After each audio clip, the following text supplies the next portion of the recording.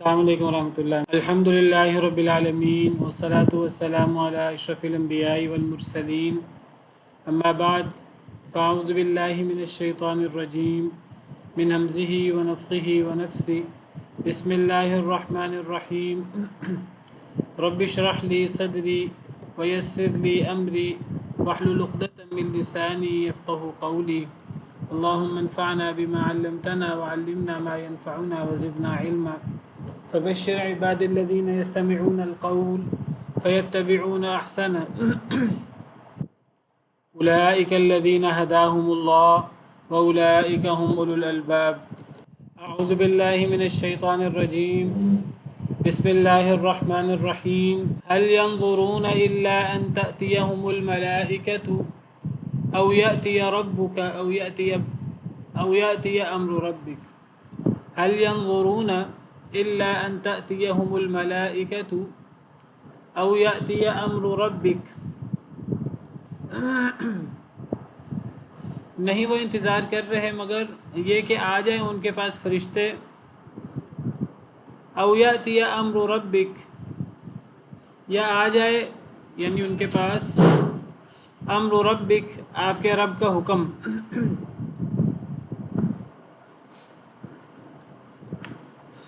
پچھلی آیات میں ہم نے پڑھا کہ اللہ کے نافرمان لوگ تکبر کرنے والے لوگ کس طرح وہ اللہ کے ساتھ شرک کرتے ہیں اور کس طرح وہ سمجھنے کو تیار نہیں ہیں اور اللہ کی وحی کے بارے میں اللہ کے احکامات کے بارے میں ان کا رویہ کیا ہے وہ مذاق اڑاتے ہیں پہلے لوگوں کی کہانیاں کہتے ہیں وہ لوگ اسلام کے خلاف چالیں چلتے ہیں ان کی چالیں کامیاب نہیں ہوں گی اپنی چالوں کی زد میں وہ خود آ جائیں گے ان لوگوں کا آخرت میں کیا مقام ہے دنیا کے اندر ان کے اعمال کیا ہیں اور ان کی موت کیسے ہوتی ہے یہ تفصیل ہم پڑھ چکے ہیں اور پھر اس کے بالمقابل متقی لوگ ان کا کیا رویہ ہے یہ متکبر لوگ ہیں ان کے بالمقابل متقی لوگ ہیں اللہ سے ڈرنے والے ان کا کیا رویہ ہے یہ اللہ کی وحی کو اللہ کے احکامات کو خوش دلی کے ساتھ قبول کرتے ہیں تو جب یہ لوگ دنیا میں نیکی کرتے ہیں تو اللہ نے ان کے لیے اچھے بدلے رکھے ہیں آخرت کا انجام ان کا بہت اچھا ہے اور جنت ہے ان کے لیے اور دنیا میں بھی جب فرشتے انہیں فوت کرتے ہیں تو فرشتے بھی سلام پیش کرتے ہیں آ کر اور جنت کی بشارت دیتے ہیں یہ تفصیلات ہم پڑھ چکے ہیں پیچھے اب پھر دوبارہ انکار کرنے والوں کی تکبر کرنے والوں کی بات شروع ہو رہی ہے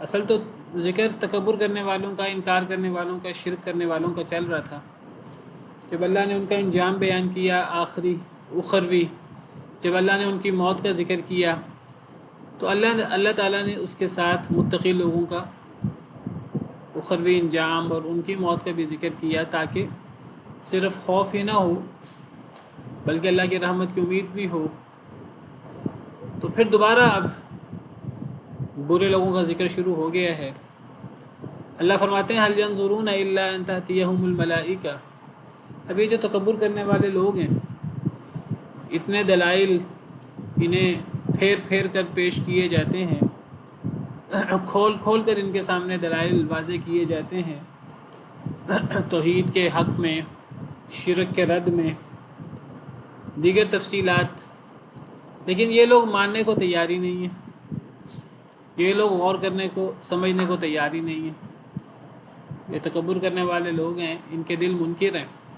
تو اللہ فرما رہے ہیں کہ یہ لوگ پھر اب کیا چاہتے ہیں یہ لوگ اگر یہ لوگ نہیں مانیں گے اللہ کی بات اگر یہ اسی طرح تکبر کرتے رہیں گے اگر یہ اسی طرح بغاوت کا مظاہرہ کرتے رہیں گے تو اللہ فرماتے ہیں نہیں یہ انتظار کر رہے ینظرون ہے تو یہ نظر ہے ینظرو دیکھنا لیکن یہ انتظار کے معنی میں ہے انتظار کرنا بھی نظر سے ہی ہوتا ہے انتظار کا روٹ بھی نون ضا اور را ہی ہے بس فرق یہ ہے نظر کا مطلب مجرد سے ہو تو دیکھنا ہوتا ہے عام طور پر، اور باب افتعال سے ہو ینتظرون تو انتظار کرنا مطلب ہوتا ہے، اور کبھی کبھی مجرد سے آئے نظر ینظرو وہ بھی انتظار کے معنی میں آتا ہے، جیسے یہاں ہے حل ینظرون، کہنے کو یہ ینظرون ہے، مراد یہاں ینتظرون ہے، انتظار کرنا۔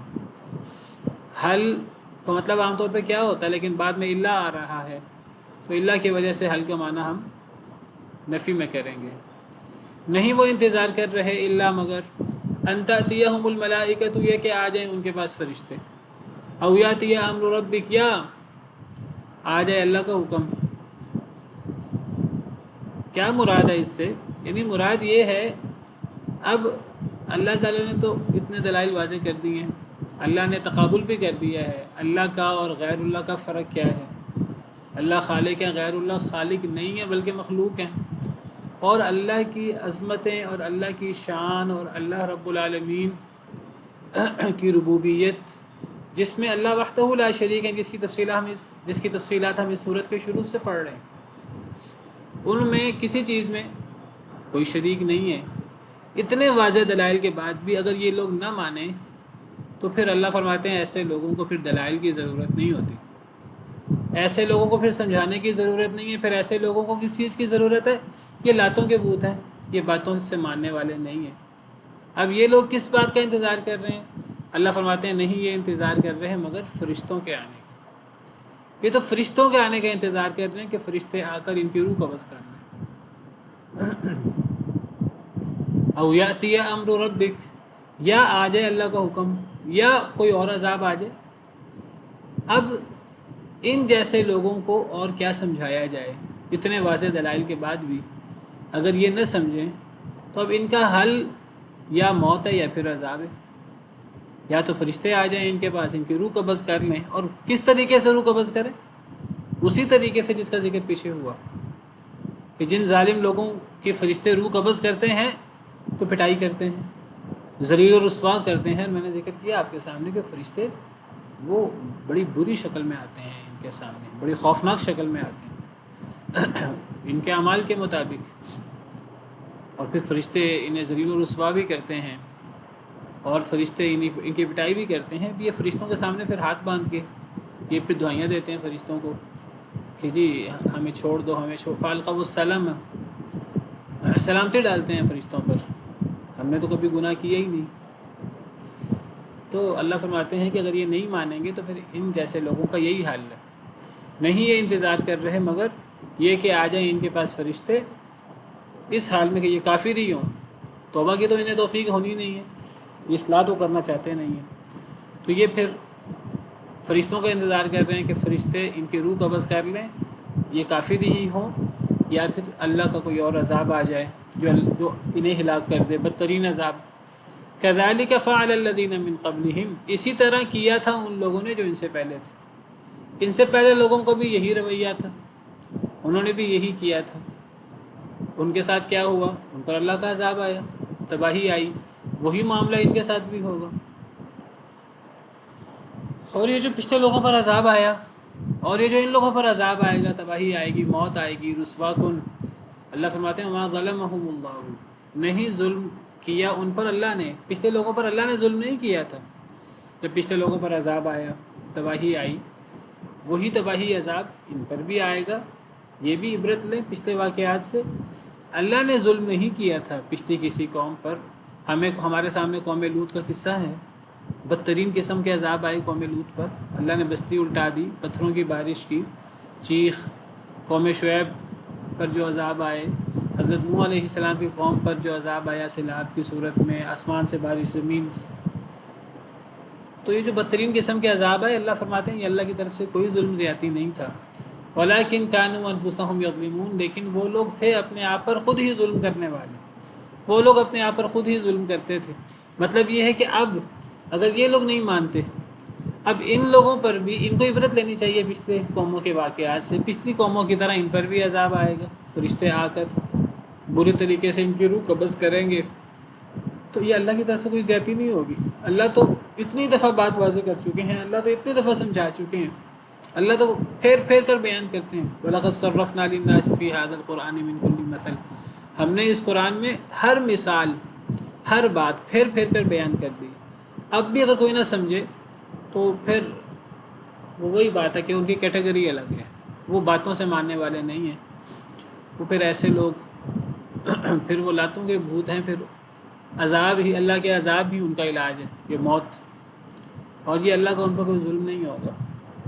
ان کی موت بھی بدترین ہوگی، قبر کا عذاب بھی بدترین ہوگا، اور پھر آخرت کا عذاب تو وہ ہمیشہ ہمیش کا. تو یہ کسی کو دوش نہ دیں، یہ سراسر ان کا اپنا قصور ہوگا. فَأَصَابَهُمْ سَيِّئَاتُ مَا عَمِلُوا، پس پہنچا انہیں برائیاں جو انہوں نے عمل کیا. جو پچھلے لوگوں پر جو عذاب آیا تھا ان کے اعمال کی وجہ سے، اللہ نے ظلم نہیں کیا تھا، کیونکہ اللہ تو ذرہ برابر ظلم نہیں کرتے. ان اللہ لا یظلم مثقال ذرہ. پچھلے لوگوں پر جو عذاب آیا تھا ان کے اعمال کی وجہ سے آیا تھا.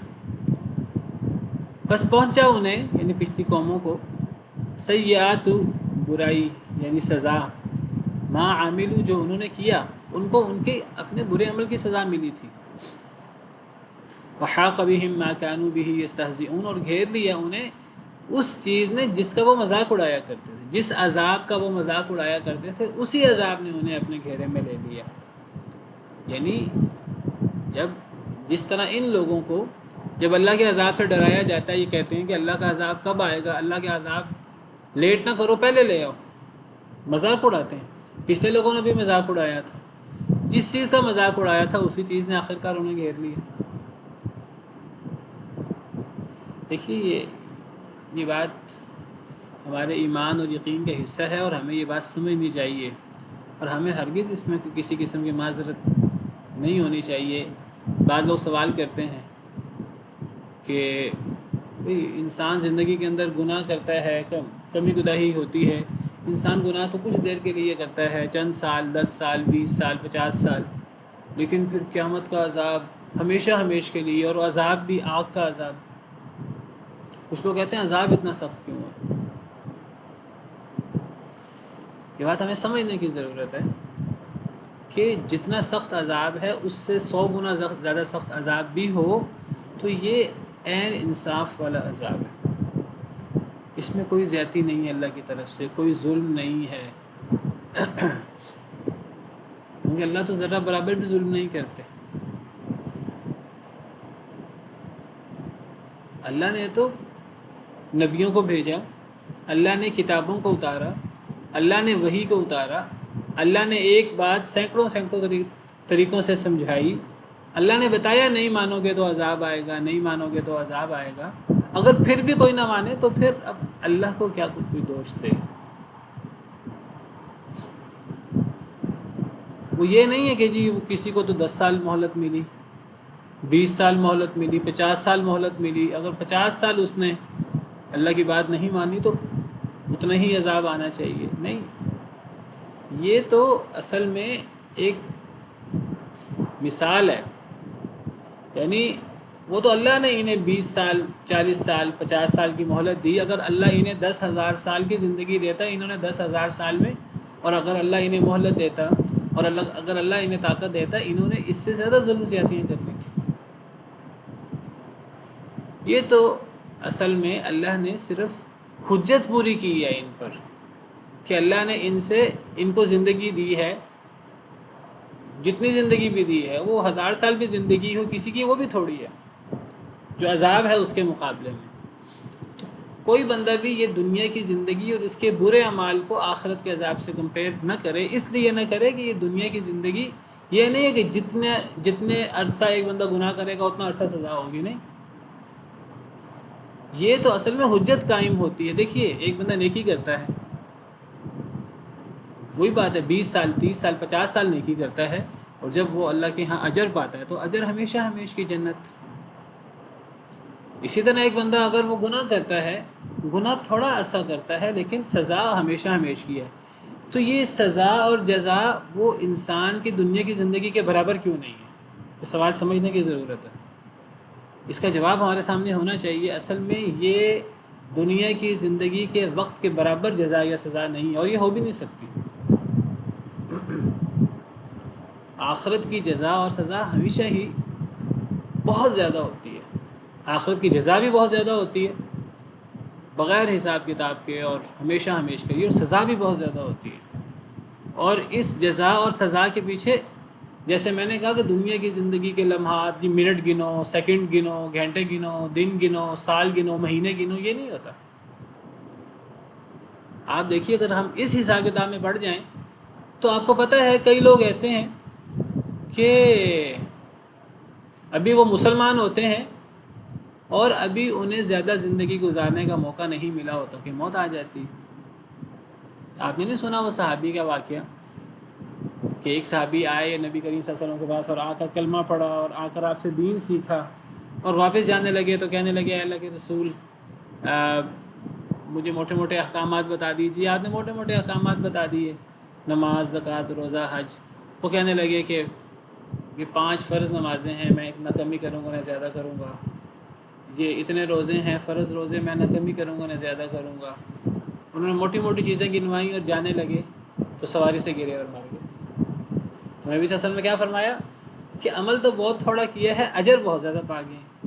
کفار کا معاملہ بھی ہوتا ہے، بعض دفعہ بہت تھوڑی مہلت ملتی ہے کفار کو، چند سال یا چند مہینوں کی مہلت ملتی ہے، کئی لوگوں کو زیادہ مہلت مل جاتی ہے۔ تو یہ جو دنیا کی زندگی کی مہلت ہے، یہ دنیا کی زندگی کا اچھا یا برا عمل ہے، جتنی یہ زندگی ہو اتنی سزا یا جزا نہیں ہوتی۔ یہ اصل میں دنیا کی زندگی یہ صرف حجت پوری کرنے کے لیے، ورنہ اگر اللہ تعالیٰ ہمیں دنیا میں بھیجتے ہی نہ، میں بات پہلے بھی کئی دفعہ کہہ چکا ہوں، اگر اللہ تعالیٰ ہمیں دنیا میں بھیجتے ہی نہ، اور اللہ کا تو علم غیب، اللہ کو تو پتہ تھا کہ میں نے دنیا بنانی ہے، دنیا بنا کر میں نے اتنے انسانوں کو پیدا کرنا ہے، اور اتنے انسان نیک ہوں گے، اتنے انسان برے ہوں گے، اتنے انسانوں کے لیے جنت ہے، اتنے انسانوں کے لیے جہنم ہے۔ اگر اللہ تعالیٰ جو ہیں وہ ہمیں دنیا میں بھیجتے ہی نہ، اور اللہ تعالیٰ اپنے علم غیب کی بنا پر، اپنے علم سابق کی بنا پر اللہ ہماری جنت جہنم کا فیصلہ کر دیتے تو اللہ کا وہ فیصلہ حق پر مبنی ہوتا کہ نہیں؟ کیا خیال ہے؟ اگر اللہ تعالیٰ ہمیں دنیا میں بھیجتے ہی نہ، اور اللہ تعالیٰ اپنے علم کی بنا پر فلاں شخص نیک ہوگا، فلاں شخص برا ہوگا، اللہ کے علم میں کسی قسم کا کوئی سوال، کوئی شک و شبہ ہو سکتا ہے؟ کبھی نہیں ہو سکتا۔ اگر اللہ ہمیں دنیا میں بھیجتے ہی نہ، اور اللہ تعالیٰ اپنے علم کی بنا پر ہماری جنت جہنم کا فیصلہ کر دیتے تو وہ اللہ کا فیصلہ صحیح ہوتا کہ غلط ہوتا؟ کیا خیال ہے؟ صحیح ہوتا۔ 100% صحیح ہوتا، 100% صحیح ہوتا، اس میں کسی قسم کی شک و شبہ کی کوئی گنجائش نہیں ہے، کیونکہ اللہ تعالیٰ سے ظلم صادر ہوتا ہی نہیں ہے۔ اللہ اگر انعام کرتے ہیں ہم پر تو اللہ کا سراسر فضل و انعام ہے، اور اگر اللہ تعالیٰ سزا دیتے ہیں وہ سراسر اللہ کا انصاف ہے، یہ ہمارے ایمان کا حصہ ہے۔ یہ دنیا کی زندگی صرف اصل میں ہم پہ حجت پوری کرنے کے لیے، کسی کو تھوڑی مہلت ملے حجت پوری ہو جاتی ہے اس میں، کسی کو زیادہ مہلت ملے تب بھی حجت پوری ہو جاتی ہے۔ تو کسی کی حجت تھوڑے عرصے میں پوری ہو جائے، کسی کے زیادہ عرصے میں پوری ہو جائے، یہ کوئی بہت زیادہ چیز میٹر نہیں کرتی۔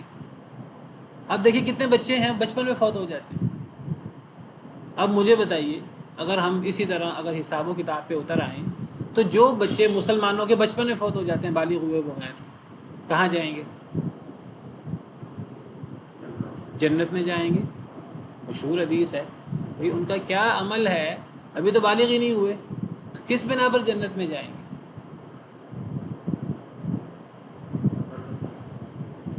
وہ بھی اللہ کا انعام ہے، جنت میں انسان جاتا ہی اللہ کے انعام سے ہے۔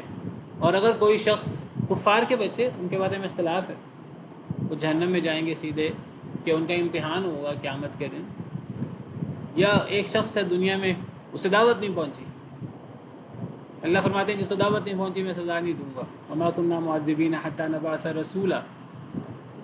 اللہ قیامت کے دن، علماء کا کہنا ہے قیامت کے دن ان کا امتحان ہوگا۔ قیامت تو اصل میں امتحان کے لیے ہے ہی نہیں، قیامت تو اصل میں جزا سزا کے لیے ہے۔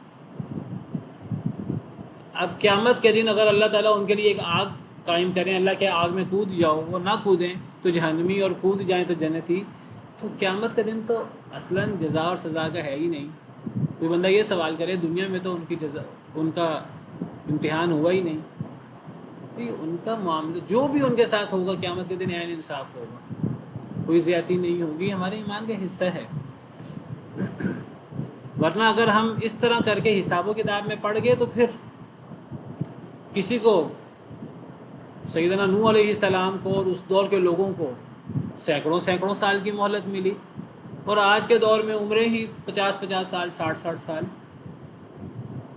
اور 50 سال 60 سال 70 سال 80 سال بھی عمر کس کو ملتی ہے؟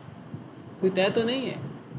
کوئی 15 سال کی عمر میں فوت ہو جائے، کوئی 20 سال کی عمر میں فوت ہو جائے، کوئی 30 سال کی عمر میں فوت ہو جائے، تو اگر ہم حساب کتاب لگانے لگے، ہم تو حساب کتاب لگانے کے قابل بھی نہیں ہیں۔ یہ اللہ رب العالمین ہی ہے جو حساب کرتا ہے۔ وَكَفَى بِنَا حَاسِبِينَ، اللہ فرماتے ہیں ہم حساب کرنے کے لیے کافی ہیں۔ وَإِنْ كَانَ مِثْقَالَ حَبَّةٍ مِّنْ خَرْدَلٍ أَتَيْنَا بِهَا، ذرہ برابر بھی نیکی ہو یا گناہ ہو، رائی کے دانے کے برابر بھی ہم اس کو لے آتے ہیں۔ وَكَفَى بِنَا حَاسِبِينَ، بھئی ہم انسانوں کے لیے، ہم مخلوق کے لیے تو یہ حساب لگانا ہی مشکل ہے، کس نے کون سا عمل کتنے خلوص کے ساتھ کیا ہے، اور کس کو کس عمل کا کتنا اجر ملنا چاہیے، اور کس نے کون سا عمل کس بدبختی اور شقاوت کے ساتھ کیا ہے، اور کس برے عمل کی کتنی گھنونی سزا اور کتنی گہری سزا ہونی چاہیے۔ بہرحال بات میری کافی دور نکل رہی ہے، میں صرف یہ بتانا چاہتا ہوں کہ اللہ کبھی کسی پہ ظلم نہیں کرتے۔ اللہ کا مبارک نام ہے العدل، اللہ عدل و انصاف کرنے والے ہیں۔ اور اللہ تعالیٰ وما ربک بظلام للعبید، اور آپ کا رب بندوں پر بالکل بھی ظلم کرنے والا نہیں ہے، مبالغے کا صیغہ ہے، بالکل بھی ظلم کرنے والا نہیں ہے، کیونکہ بات نفی میں ہو رہی ہے۔ اور ایک جگہ اللہ فرماتے ہیں ان اللہ لا یظلم مثقال ذرہ، اللہ ذرہ برابر بھی ظلم نہیں کرتے۔ یہ ہمارے ایمان کا حصہ ہے۔ اگر ہمیں اسی میں ڈاؤٹ ہو جائے تو یہ اللہ رب العالمین کے بارے میں ہمارے ایمان میں یہ شکوک و شبہات پیدا ہوتے ہیں۔ اس سے واضح ہے بات، اصل میں ہمارے ایمانیات میں آج بڑے شکوک و شبہات اور بڑی ایسی چیزیں آ گئی ہیں کہ ہمارے ذہن میں سوال نہیں پیدا ہوتا، ہمارے ذہن میں اعتراضات پیدا ہوتے ہیں اللہ رب العالمین کی ذات کے بارے میں۔ اور میں اس بات کی بھی وضاحت کر چکا ہوں کئی مرتبہ، ایک ہے سوال پیدا ہونا، سوال کا تو حل ہوتا ہے، سوال کو تو اپریشیٹ کیا جاتا ہے، سوال کا جواب ہوتا ہے، کتاب و سنت میں جواب ہوتا ہے، علماء کتاب و سنت کی روشنی میں جواب دیتے ہیں، اور وہ اگلے بندے کو سمجھ بھی آ جاتا ہے۔ ایک ہوتا ہے اعتراض، اعتراض کا کوئی حل نہیں ہوتا، اور یہ اعتراض والا جو سوال ہے یہ صرف سوال نہیں ہوتا، یہ کفر تک انسان کو لے جاتا ہے جس میں اعتراض ہوتا ہے۔ تو اس بات کو، ایک بات کو پلے سے باندھ دیجیے، ذہن میں بٹھا لیجیے کہ کوئی بندہ کسی قسم کا اعتراض کرے، آپ کا ذہن ایک چیز میں آپ کو 1% بھی شک نہیں ہونا چاہیے، وہ کیا کہ اللہ رب العالمین کی طرف سے ظلم ہو سکتا ہے۔ یہ اگر اصول آپ کے ذہن میں بیٹھ جائے، آپ کے ذہن میں کبھی اللہ کے بارے میں بدگمانی نہیں آئے گی۔ ہاں کبھی کوئی سوال آئے گا تو علماء سے پوچھ لیجئے، اور کئی دفعہ ہر بات کو صحیح طریقے سے، پورے طریقے سے سمجھایا جانا بھی ممکن نہیں ہوتا۔ اگر یہ چیز ہمارے ایمانیات میں شامل ہو کہ اللہ ظلم نہیں کرتے، بہت سارے سوالوں کا جواب خود مل جاتا ہے ہمیں۔ تو فرمایا فَأَصَابَهُمْ سَيِّئَاتُ مَا عَمِلُوا، بس پہنچا انہیں برائی یعنی سزا اس کی جو انہوں نے عمل کیا، یہ جو دنیا میں سزا ملی پچھلی قوموں کو، اور جس کی عبرت، جس کا ڈراوا اللہ دے رہے ہیں قریش کو، اللہ فرماتے ہیں پچھلے لوگوں پر جو سزائیں آئیں سخت قسم کی، تو یہ ان کے عمل کی وجہ سے آئی تھی، اور گھیر لیا تھا انہیں اس چیز نے جس کا وہ مذاق اڑایا کرتے تھے، وہی عذاب جس کا مذاق اڑایا کرتے تھے، اسی عذاب نے انہیں گھیر لیا۔ وقال الذين اشركوا لو شاء الله ما عبدنا من دونه من شيء نحن ولا آباؤنا ولا حرمنا من دونه من شيء، اور کہا ان لوگوں نے جنہوں نے شرک کیا، لو شاء اللہ ما عبدنا من دونه من شيء، اگر اللہ چاہتا تو نہ ہم عبادت کرتے اللہ کے علاوہ کسی شے کی، نحن نہ ہم، ولا آباؤنا نہ ہمارے آباء و اجداد، ولا حرمنا من دونه من شيء اور نہ ہم حرام کرتے من دونه اس کے علاوہ من شيء کوئی شے، كذلك فعل الذين من قبلهم اسی طرح کیا تھا ان لوگوں نے جو ان سے پہلے تھے، فهل على الرسول الا البلاغ المبين، بس نہیں ہے رسولوں پر مگر واضح پہنچا دینا۔ یہ ایک اعتراض ہے بہت بڑا مشرکین مکہ کا، ایک سوال ہے، ایک اعتراض ہے۔ یہ اللہ نے ان کا سوال ذکر کیا اور اللہ نے اس کا جواب دیا۔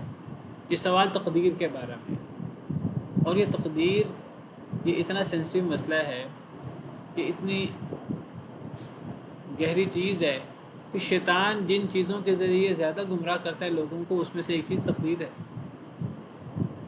اور یہ تقدیر کا مسئلہ ہو یا دیگر اس قسم کے سوالات ہوں، مثلا جی فلاں کو کس نے پیدا کیا، فلاں کو کس نے پیدا کیا، فلاں کو کس نے پیدا کیا، سب کو اللہ نے پیدا کیا، تو اللہ کو کس نے پیدا کیا، اس قسم کے سوالات، اس قسم کی چیزیں یہ شیطان کی طرف سے ہوتی ہیں۔ تقدیر کا مسئلہ، اس قسم کی چیزیں اگر ہم کتاب و سنت کا گہرائی کے ساتھ مطالعہ کریں اور جو اللہ رب العالمین کی عظیم صفات بیان ہوئی ہیں، اگر وہ ان پر ہمارا ایمان اور یقین ہو جائے تو ویسے یہ اعتراض پیدا ہی نہیں ہوتے۔ یہ اعتراض زیادہ تر ان لوگوں کے ذہنوں میں پیدا ہوتے ہیں کہ جو لوگ انکار کرنے والے ہیں اور جو لوگ جو ہیں وہ اللہ کی نافرمانی کرنے والے ہیں، ان کا ذہن کلیئر نہیں ہے اللہ کے بارے میں، اور وہ کلیئر کرنا بھی نہیں چاہتے۔ جو کلیئر کرنا چاہتا ہوتا ہے اللہ اس کے ذہن کو ویسے ہی کھول دیتے ہیں۔ واتقوا اللہ ویعلمکم اللہ، اللہ سے ڈرو گے تو اللہ سکھائیں گے، اللہ سے ڈرو گے ہی نہیں اور اللہ کا مقابلہ کرنے کی اور اللہ کے اپنی پیدائش کا تو پتہ نہیں ہے، اپنی پیدائش کیسے ہے، اور اللہ کا مقابلہ کرنے جو لوگ اتر آتے ہیں تو پھر ایسے لوگوں کے ذہنوں کو وہ ایسے ہی شیطان خراب کرتا ہے۔ اور چونکہ اللہ کی طرف سے حفاظت نہیں ہوتی، اللہ کی طرف سے مدد نہیں ہوتی، وہ اللہ کا مقابلہ کرنے اتر آتے ہیں ایسے لوگ، ایسے لوگوں کو چھوٹی سے چھوٹی بات سمجھانا مشکل ہو جاتا ہے۔ اور جو مومن اللہ پر ایمان رکھنے والا ہے، بڑی سے بڑی بات اس کے ذہن میں آ جاتی ہے، سمجھ آ جاتی ہے۔ تو ان اعتراضات میں سے جو شیطان کی طرف سے، شیطانی وسواس ہی کہنا چاہیے انہیں، اور شیطانی وسواس اس لیے زیادہ یہ ایسے لوگوں پر حملہ آور ہوتے ہیں کیونکہ اللہ کی طرف سے مدد نہیں ہوتی ان لوگوں کی۔ کیونکہ اگر اللہ ہدایت دینا چاہے تو اللہ تو سینے کو اسلام کے لیے کھول دے، لیکن اگر اللہ ہی ہدایت نہ دینا چاہے کسی کو، اور اللہ کسی کو کب ہدایت دیتے ہیں؟ جب اگلا بندہ ہدایت حاصل کرنا چاہتا ہے۔ اگر اگلا بندہ ہدایت حاصل کرنا ہی نہ چاہے تو اللہ کیوں ہدایت دیں گے؟ تو ایسے لوگوں کے ذہن خراب ہوتے ہیں۔ اب ان کا ایک بڑا اعتراض کفار کا، یہ ایک ایسا اعتراض ہے جس کا جواب ہم اکثر پڑھ بھی چکے ہیں تفصیل کے ساتھ، اور ہم اس پر تفصیل سے اپنے پچھلے لیکچرز میں بات کر بھی چکے ہیں۔ تو مشرکین نے کہا، مشرکین مکہ نے، ان کا ایک اعتراض ہے، انہوں نے اعتراض کیا لو شاء اللہ ما عبدنا، اگر اللہ چاہتا تو ہم عبادت نہ کرتے، من دونہ، اللہ کے علاوہ، من شیء، کسی شے کی، یعنی اگر اللہ چاہتا تو ہم اللہ کے علاوہ کسی کی عبادت نہ کرتے، نحن ولا آباؤنا، نہ ہم نہ ہمارے آباء و اجداد۔ یعنی مشرکین کا ایک سوال ہے، سوال یہ ہے کہ نبی صلی اللہ علیہ وسلم اور صحابہ کرام سے کہ تم ہمیں مشرک کہتے ہو، ہم شرک کر رہے ہیں، ہم غلط کر رہے ہیں۔ بیٹا اللہ دے تو سکتے ہیں، اللہ دیتے نہیں ہیں ایسے لوگ۔ اللہ صرف اسی کو ہدایت دیتے ہیں جو ہدایت حاصل کرنا چاہتا ہے۔ اللہ تو ہدایت دے سکتے ہیں، شیطان کو بھی ہدایت دے سکتے ہیں، لیکن اللہ کیوں دیں؟ اللہ کا فیصلہ یہ ہے کہ اللہ نے صرف اسی کو ہدایت دینی ہے جو ہدایت دینا چاہے، ورنہ اگر جو ہدایت دینا نہ چاہے اللہ اسے بھی ہدایت دے دیں تو پھر کفار کا کیا قصور ہے؟ اللہ سب کفار کو ہدایت دے دیں، پھر اللہ نے جو اختیار دیا ہے وہ اختیار دینے کا مقصد ختم ہو جاتا ہے۔ تو اللہ کے اختیار دینے کا مطلب یہ ہے کہ پھر اللہ انٹرفیرنس بھی نہیں کرتے۔ اگر ایک بندہ ہدایت نہیں لینا چاہتا تو نہ لے، مرضی ہے اس کی، پھر اللہ بھی اسے ہدایت نہیں دیتے۔ ہاں اگر وہ ہدایت لینا چاہے گا تو پھر اللہ بھی ہدایت دیں گے، اور وہاں سے ہدایت دیں گے جہاں سے اس کے وہم و گمان میں بھی نہیں ہوگا۔ تو میں کفار کا ایک اعتراض ذکر کر رہا تھا، اللہ نے ان کا اعتراض ذکر کیا ہے کہ مشرکین نے کہا، مشرکین مکہ مراد ہیں، مشرکین نے کہا کہ اگر ہم اور ہمارے باء و اجداد مشرک ہیں بقول تمہارے، اگر ہم شرک کرتے ہیں تو ہم اتنے ہی غلط ہیں، تو اللہ نے ایسا کیوں چاہا ہمارے بارے میں کہ ہم شرک کریں؟ جی تو میں یہ کفار کا اعتراض ذکر کر رہا تھا۔ اللہ نے جو ذکر کیا ہے سورہ نحل آیت نمبر 35 میں، مشرکین نے کہا کہ اگر اللہ چاہتا تو ہم اللہ کو چھوڑ کر کسی اور کی عبادت نہ کرتے، ہم بھی ایسا کام نہ کرتے، ہمارے بڑے بھی ایسا کام نہ کرتے. یعنی اگر اللہ چاہتا تو ہم بھی شرک نہ کرتے، ہمارے بڑے بھی شرک نہ کرتے. اور اگر اللہ چاہتا تو نہ ہم اللہ کے حکم کے بغیر کسی چیز کو حرام کرتے، نہ ہمارے بڑے یہ کام کرتے. دیکھیے مشرکین دو بڑے کام کرتے تھے، ایک شرک کرتے تھے اللہ کے ساتھ، مشرکین بھی اور ان کے بڑے بھی.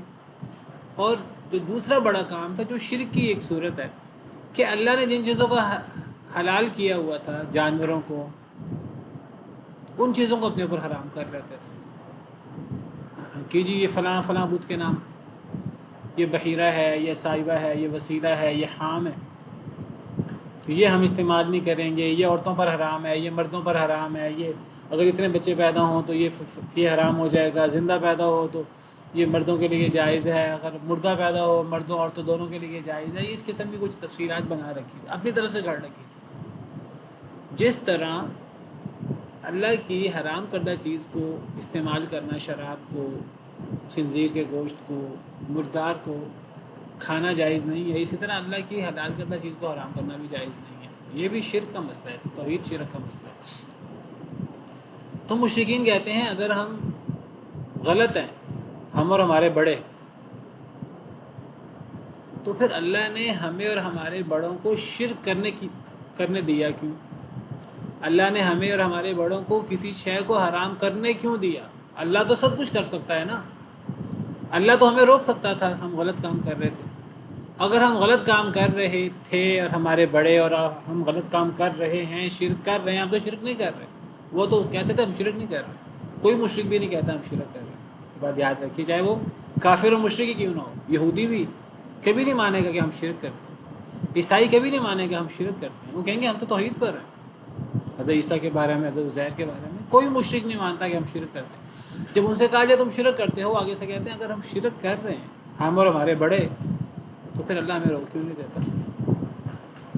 اللہ تو سب کچھ کرنے پر قادر ہے، تو اللہ ہمیں روک کیوں نہیں دیتا؟ اللہ نے ہمیں شرک کرنے کی اجازت کیوں دی ہوئی ہے؟ اللہ نے ہمیں چیزوں کو حرام کرنے کی اجازت کیوں دی ہوئی ہے؟ اور دیکھیے بالکل وہ اعتراض ہے آج مسلمانوں میں کئی لوگ اعتراض کرتے ہیں. اگر مسلمانوں میں سے کئی لوگوں سے کہا جائے کہ اللہ نے آپ پہ بڑا انعام کیا ہے، اللہ نے آپ کو بڑا مال و دولت دیا ہے، تو اللہ کے احکامات پر عمل کریں، اللہ کے احکامات کے تابع زندگی گزاریں. وہ کہتے ہیں اگر ہم غلط ہوتے تو اللہ ہمیں مال کیوں دیتا؟ کہتے ہیں کہ نہیں کہتے لوگ؟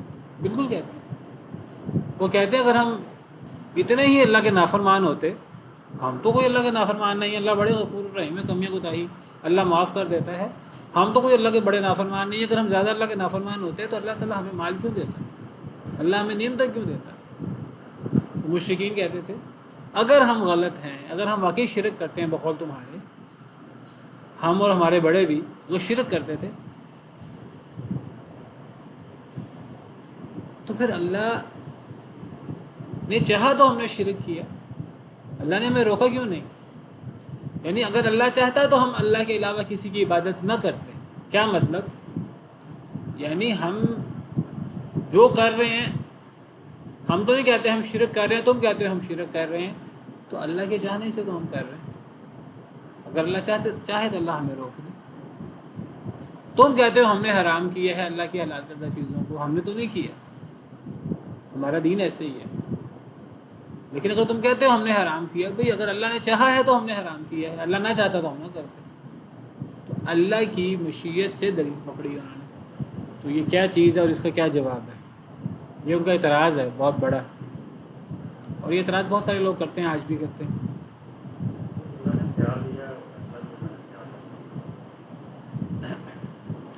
یعنی وہ جو اللہ کی مشیت سے دلیل پکڑ رہے ہیں، وہ اللہ کی کس مشیت سے دلیل پکڑ رہے ہیں؟ وہ اللہ کے ارادہ کون نہیں ایسے دلیل پکڑ رہے ہیں؟ اللہ کا ارادہ ایک نہیں ہے، اللہ کے ارادے کی دو قسمیں ہیں. یہ سمجھنا بہت ضروری ہے. جب تک یہ نہیں سمجھیں گے یہ بات نہیں سمجھ آئے گی. تقدیر کا مسئلہ بھی اسی سے متعلق ہے. وہ کہتے ہیں کہ ہم شرک کر بقول تمہارے ہم شرک کر رہے ہیں، ہم غلط کام کر رہے ہیں، بقول تمہارے ہم حرام کر رہے ہیں، غلط کام کر رہے ہیں. اگر ہم غلط کر رہے ہیں تو اللہ کرنے کیوں دے رہے ہیں؟ اللہ چاہ رہا ہے تو ہم کر رہے ہیں. اس دنیا میں کوئی کام اللہ کے چاہے بغیر نہیں ہوتا. بات ان کی ٹھیک ہے ایک حد تک، لیکن وہی مغالطہ ہے جو اکثر لوگوں کو جہالت کی وجہ سے لگتا ہے، لا علمی کی وجہ سے لگتا ہے، جہالت کی وجہ سے لگتا ہے، اور یہ لا علمی نہیں ہے، سب لوگوں کو پتہ ہوتا ہے سمجھنا نہیں چاہتے ہوتے کہ وہ اصل میں اللہ کے ارادہ کونیہ سے دلیل پکڑ رہے ہیں۔ یہ بات ٹھیک ہے، اس دنیا میں اچھا ہو یہ بھی اللہ کے حکم سے ہوتا ہے، برا ہو یہ بھی اللہ کے حکم سے ہوتا ہے، ہمارے ایمان کا حصہ ہے۔ کیونکہ کوئی بندہ ہدایت پر ہوتا ہے تو وہ اللہ ہدایت دیتا ہے، کوئی بندہ گمراہی پر ہوتا ہے اللہ گمراہ کرتا ہے۔ وہ کہہ رہے نہیں اصل میں اللہ کے چاہنے سے ہم یہ کر رہے ہیں، یہ اللہ کی مرضی بھی یہی ہے، وہ اللہ کے ارادہ کونیہ کو اللہ کا ارادہ شرعیہ بنا رہے ہیں، دونوں میں فرق کرنا ہے، اور یہی فرق اللہ نے کیا ہے جواب میں۔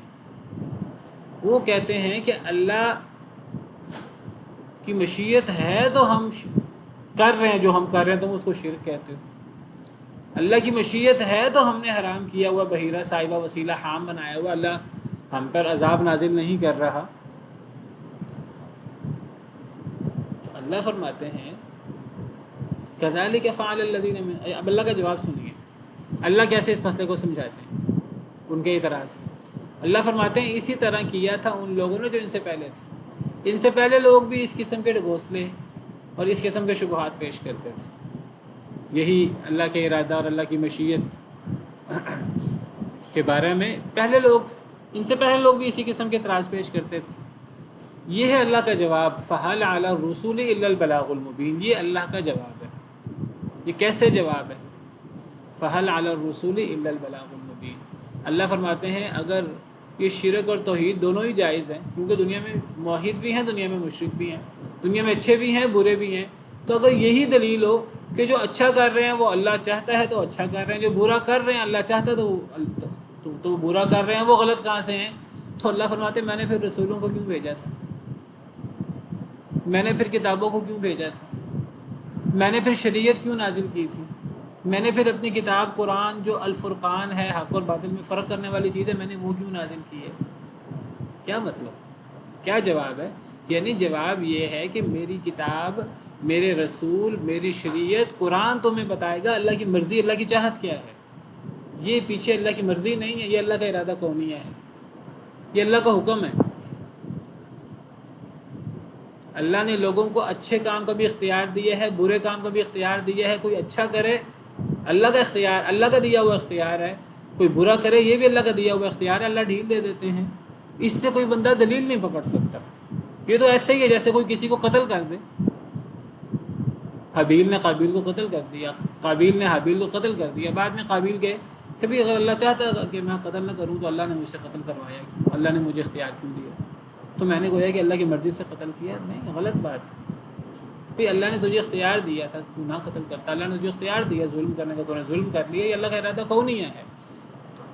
وہ جو اللہ نے اپنے نبیوں پر نازل کیا اپنا ارادہ شرعی ہے۔ اللہ کیا چاہتے ہیں؟ اللہ چاہتے ہیں کوئی کسی کو قتل نہ کرے، بلکہ اللہ فرماتے ہیں کوئی بندہ کسی کو قتل کرے ناحق گویا کہ اس نے پوری دنیا کو قتل کیا، جو کسی کو بچے، کسی کی جان بچائے گویا کہ اس نے پوری انسانیت کی جان بچائی۔ کیا مطلب ہے اس آیت کریمہ؟ من قتل نفسا بغیر نفس او فساد فی الارض فکأنما قتل الناس جميعا، جو کسی نفس کو بغیر نفس کے قتل کرے، فساد کے بغیر قتل کرے، گویا کہ اس نے سب لوگوں کو قتل کیا۔ شرک کے بارے میں، اگر شرک کرنا بھی، توحید بھی صحیح ہے، شرک بھی صحیح ہے، تو اللہ کیوں فرماتے ہیں ان اللہ لا یغفر ان یشرک بہ؟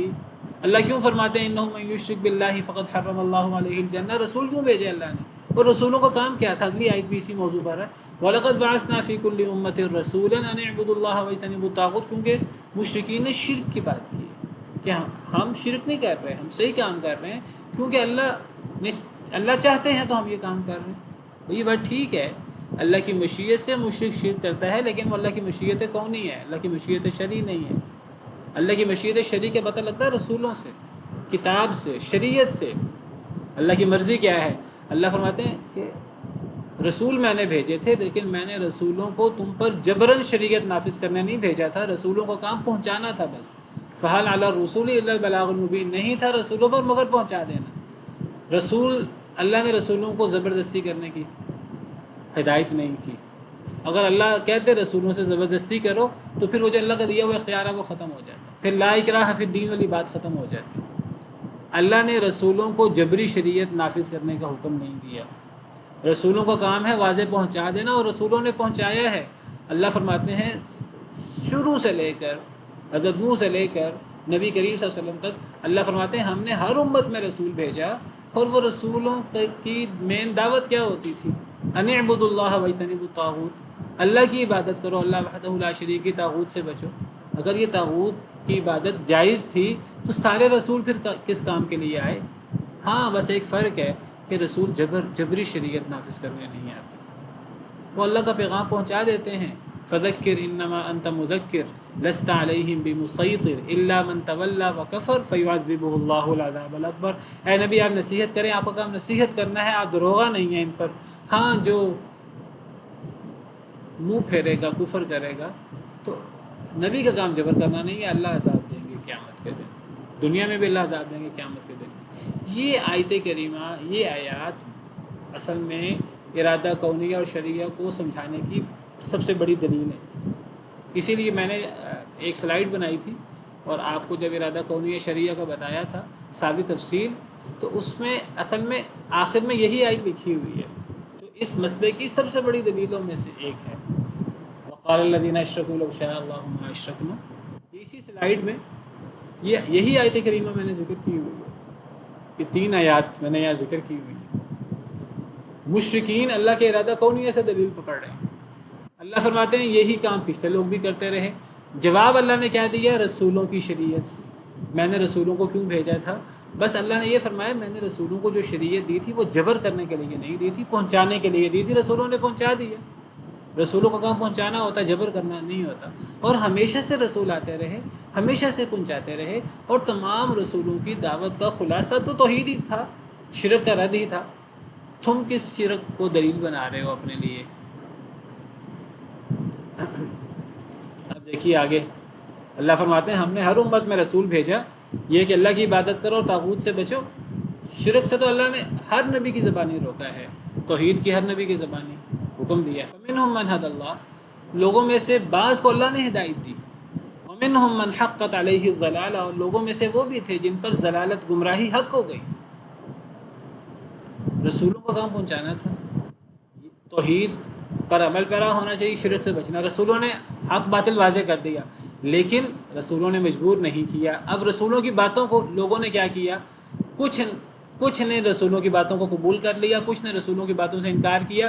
جنہوں نے قبول کر لیا رسولوں کی باتوں کو، گویا کہ اللہ نے انہیں ہدایت دے دی، اور کچھ لوگوں نے رسولوں کی باتوں کو نہ مانا، گویا کہ ان پر اللہ کی طرف سے گمراہی حق ہو گئی۔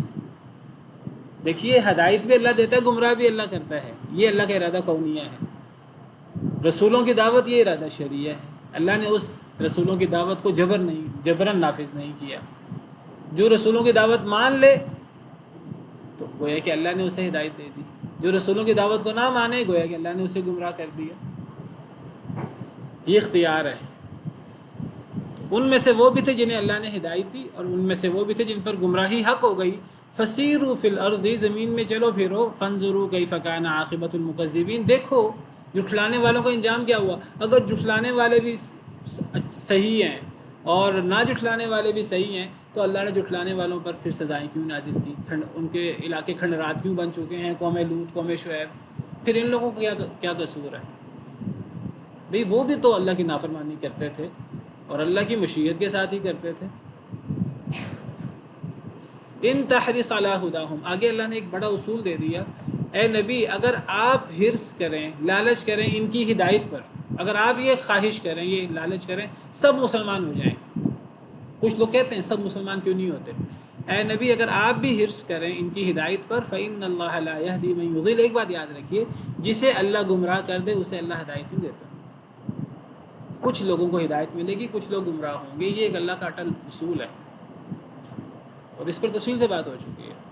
یعنی ایک بندہ اگر ہدایت پانا چاہتا ہی نہیں ہے، اللہ اسے کیوں ہدایت دیں؟ وما لهم من ناصرین، ایسے لوگوں کا کوئی مددگار نہیں ہے۔ تو اسی پر بس کرتے ہیں، ٹائم ختم ہو گیا ہے۔ کیا کوئی ایسا فعل ہو سکتا ہے جو اللہ کا ارادہ کونیہ نہ ہو؟ جو ہو جائے، میں تفصیل سے بات کر چکا ہوں، جو ہو جائے وہ اللہ کا ارادہ کونیہ ہوتا ہے، جو نہ ہو وہ اللہ کا ارادہ کونیہ نہیں ہوتا۔ وقت ختم ہو گیا، پھر اس پہ بات کریں گے کسی وقت۔ سبحان ربک رب العزت عما یصفون۔ جی کونیہ کا ہو جانے سے کون سے پتہ لگتا ہے، اور شریعہ کا اللہ کی شریعت سے پتہ لگتا ہے۔